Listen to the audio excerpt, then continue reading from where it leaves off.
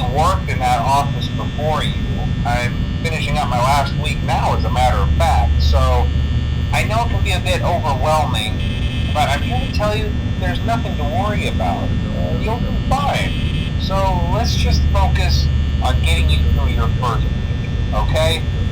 Let's see. First, there's an introductory greeting from the company that I'm supposed to read. It's kind of a legal thing, you know. Welcome to Freddy Fazbear's Pizza, a magical place for kids and grown-ups alike, where fantasy and fun come to life. Fazbear Entertainment is not responsible for damage to property or person. Upon discovering that damage or death has occurred, a missing person report will be filed within 90 days or as soon as property and premises have been thoroughly cleaned and bleached and the carpets have been replaced. Blah, blah, blah. Now, that might sound bad, I know, but there's really nothing to worry about. The animatronic characters here do get a bit quirky at night, but do I blame them? No. If I were forced to sing those same stupid songs for 20 years and I never got a bath, I'd probably be a bit irritable at night too. So remember, these characters hold a special place in the hearts of children and we need to show them a little respect, right? Okay.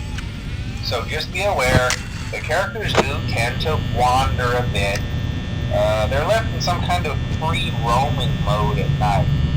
Something about their servos locking up if they get turned off for too long. They used to be allowed to walk around during the day too, but then there was the bite of 87. Yeah, it's amazing that the human body can live without the frontal lobe, you know? Now concerning your safety, the only real risk to you as a night watchman here, if any, is the fact that these characters, if they happen to see you after hours, probably won't recognize you as a person.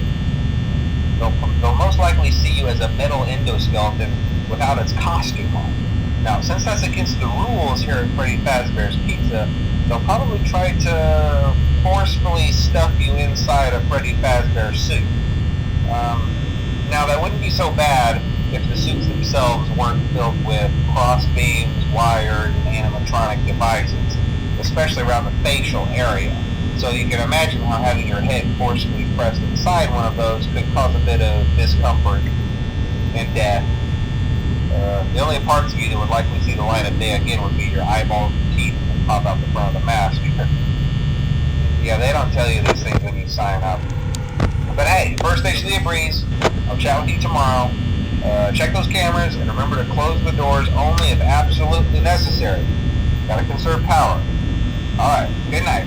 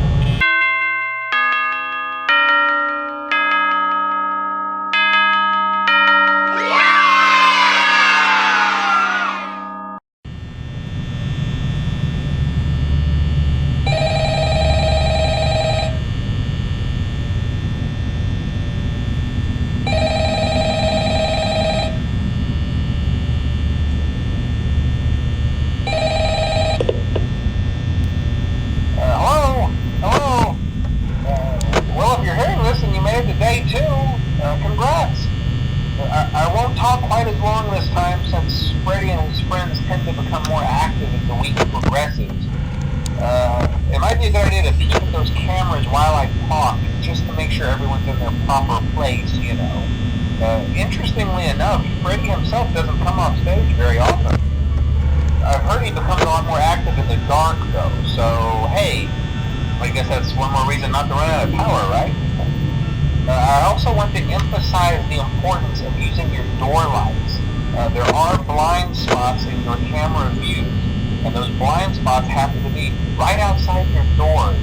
So if you can't find something or someone on your cameras, be sure to check the door lights. You might only have a few seconds to react.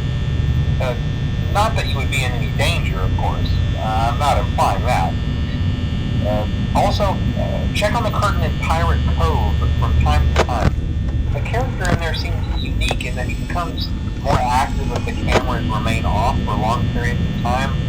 I guess he doesn't like being watched. I don't know. Anyway, I'm sure you have everything under control. Talk to you soon.